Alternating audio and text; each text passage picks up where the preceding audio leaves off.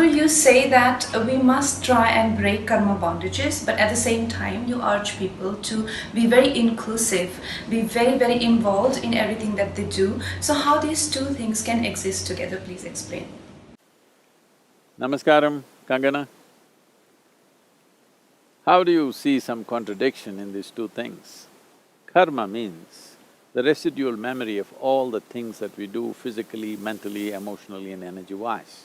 Or in other words, it's a certain unconscious software that you create. It is a certain amount of memory which rules your life on various levels. There is a physical memory, there is a psychological memory, emotional memory and energy levels of memory. All these things put together, it rules your life. So memory means however much it is a limited boundary.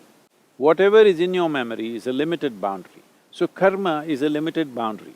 Within those limited boundaries, karma is very useful, it facilitates many things, it makes you pretty automatic so that you can respond effortlessly to a whole lot of things.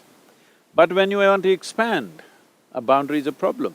If you just draw a boundary of, let us say, your territory of home, now if you want to expand, very easy, you just have to move out. But suppose because there were certain threats to your existence, threats to your survival, you built a thick wall, like a fortress around you. Now, you feel safe when there are threats, but suppose there is no threat to your life in any way, then you naturally want to expand. When you want to expand, moving this huge wall and expanding your boundary becomes very difficult. Most probably you will not expand simply because the wall, how to take the wall to another place? So similarly, karma or the karmic memory is a certain wall that you set up. If you don't loosen it up, if you do not bring inclusiveness into your system, inclusiveness is not just as an idea of being friendly with everybody. Inclusiveness into your system, when I say inclusiveness into your system, as you exist here we are in this jungle, what this tree is exhaling, I'm inhaling, what I'm exhaling, the tree is inhaling.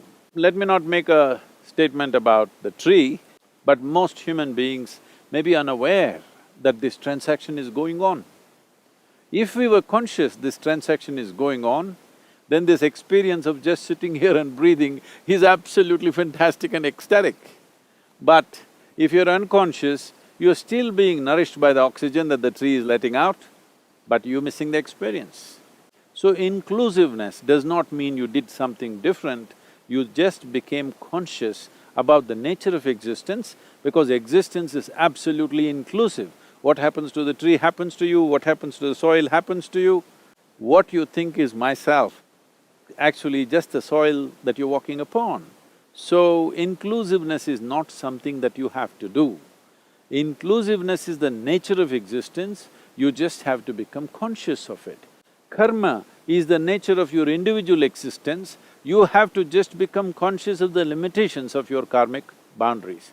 If this awareness comes, rest is handled by life itself.